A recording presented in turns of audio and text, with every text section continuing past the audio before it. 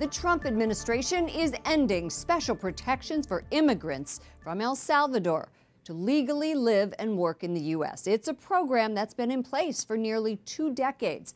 White House correspondent Mark Irons reports. Good evening, Mark. Good evening, Lauren. Catholic Relief Services and Catholic Charities USA are a couple of the groups upset that the administration is canceling temporary protected status, or TPS, for Salvadoran immigrants. But no one is more opposed than the immigrants themselves, who say they've built their lives here in the U.S. and they deserve to stay.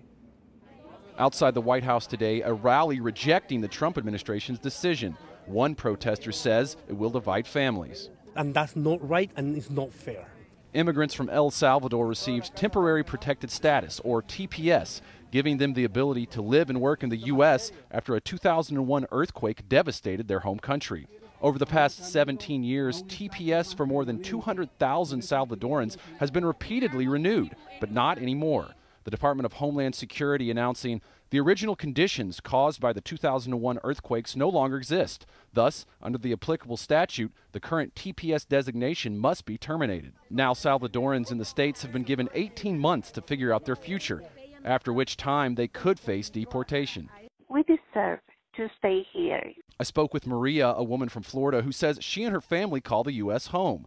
They work, pay taxes, and have nothing to return to in El Salvador, where they say a corrupt government will only make life worse. Please, please, give us the chance to stay here. The Trump administration says Congress can still come up with a permanent TPS solution.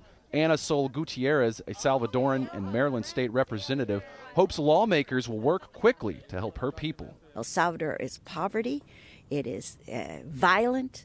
There is very little economic opportunities. So I can assure you that Salvadorans who have been here working hard are not going to want to go. We have to fight to find a solution for them.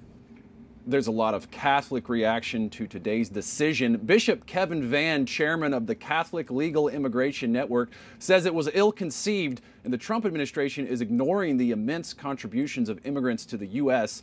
Catholic Relief Services also thinks terminating TPS will tear families apart. Lauren? But doesn't the White House also say that it's Congress's responsibility to take care of all of this? That's right, Lauren. I spoke with a senior White House official who tells me temporary means temporary, and it's not the responsibility of the executive branch to find a permanent solution for immigrants with temporary protected status. It's up to Congress. White House correspondent Mark Irons. Thank you, Mark.